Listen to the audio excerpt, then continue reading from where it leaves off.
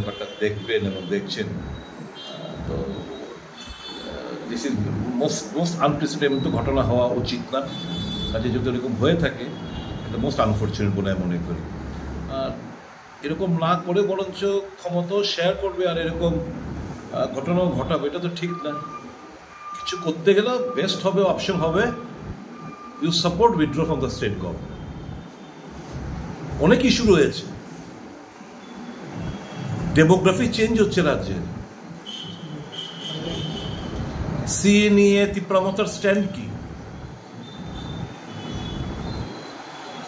CA নিয়ে তিপ্রামতার stand কি? তো বিজেপির স্ট্যান্ড তো আমরা জানি, they want to implement CA এবং শুরু করেছে। তো কিভাবে এরা ঘর করছে? বিভিন্ন ইস্যু রয়েছে, অর্থনৈতিক ডিপ্রাইভেশনের ইস্যু রয়েছে, এডিসি কে কাজ করতে দিচ্ছে না ইস্যু রয়েছে, নানা ইস্যুর প্রেক্ষিতে you withdraw the support from the government instead of doing all this nuisance act.